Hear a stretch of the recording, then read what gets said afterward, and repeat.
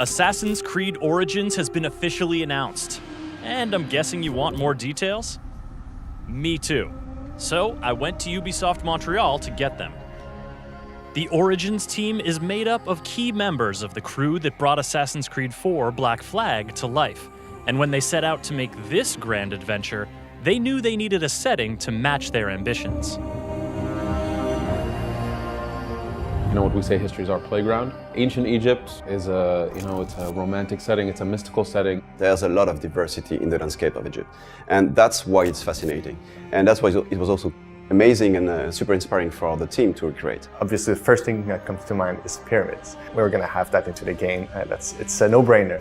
But ancient Egypt is much more than ancient pyramids. So history is like a puzzle, right? My job and the way the team works is really to find out all these small details with this information. So what are the flowers, the trees that were back in Egypt? What were the animals?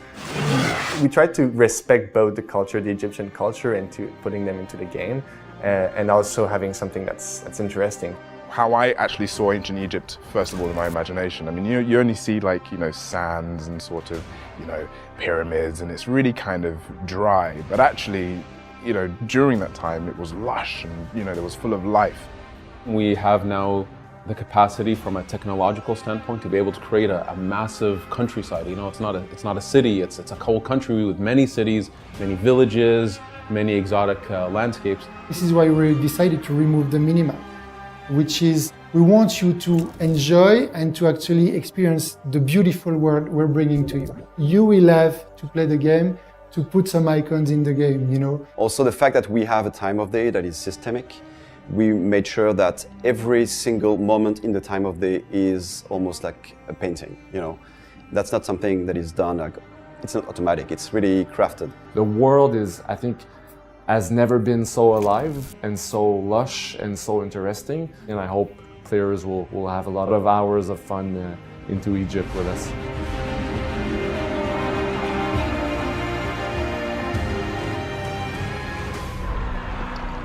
We started by saying we're in Egypt, which meant large landscapes, which meant vehicles like animals, like chariots, camels. All of this, we felt we needed to make sure that all of this worked within the combat system. So naturally, we start talking about range combat, using the bow, using throwable weapons. We allow the fight to be way more responsive, way more dynamic, so that the player can really play the way they want. In previous ACs, when you attack, the hero and the enemy came together, no matter the distance, effectively. This is gone now. Now, all of a sudden, you're spacing in the fight. How many enemies you're fighting, where are they, matters. If you swing in open air, you can. And you could screw yourself over by doing that. In melee combat, we have a lot of different types of weapons. We've got maces, swords, axes, shields. The reach of your weapon matters. The stats of your weapon matter. So you have to really judge your position in the fight, mixed in with the length of your weapon, the speed of your weapon, the positions of the enemies. And in range combat, we have different types of bows. So we have, the most famous one is probably the Predator bow, which is the equivalent of a sniping rifle. We got a bow that has a super high rate of fire. And we have a bow that is the equivalent of a shotgun that shoots 5 arrows at the same time. We have many types of enemies with their own weapon loadout. Their weapon loadout dictates the way they fight. So players will have to learn how does the enemy with the spear and the shield work versus the guy with the huge mace. And reading their behavior in the fight, then asking themselves, what am I comfortable using against these types of enemies in this situation? So it's a much different system than we've had in the past, but it's afforded us really brand new experiences for players that I'm excited for people to try and play and give us feedback on it. Really, you cater your play style to what you like based on how you level up in the skill trees. And that's something we want to also visualize and show on the player. So it's not only something that we play in the stats, but it's also something you will see on the character. We give players many avenues within the crafting system, within the inventory system, within the skills. So a concrete output of this means that you cannot assassinate anybody in the game with one shot. If you dedicate yourself to crafting your hidden blade, to increasing the damage that it can do, you might be able to get there. But you have to dedicate yourself to it. Now going more action RPG, forced us to say, no, you have to deal with the challenges of the game, the levels of the enemies, and you can be that super stealthy assassin, but dedicate yourself to it. Now, because we have levels, we have RPG mechanics, it has afforded us to be able to do epic bosses. So in the main story of the game, but also in the world where we know some players, if they're really comfortable with the challenge of the fight, they can go and push themselves to fight the most ultimate bosses.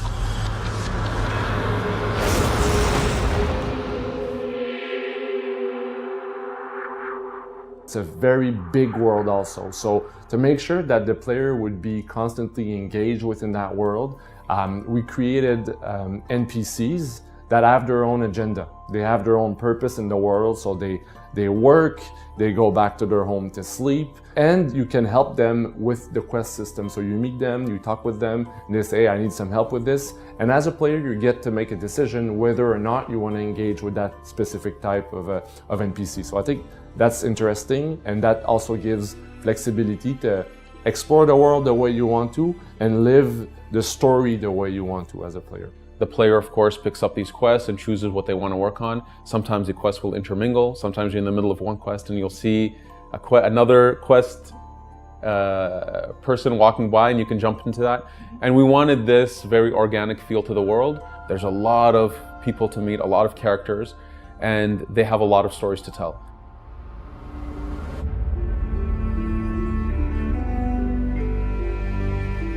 It's not only an origin story, it's also witnessing key moments of the franchise and the reasons why decisions were made. Was it just someone decided, I'm going to put on a hood? No, there's stories behind all of this, and these are the experiences that you explore in the game.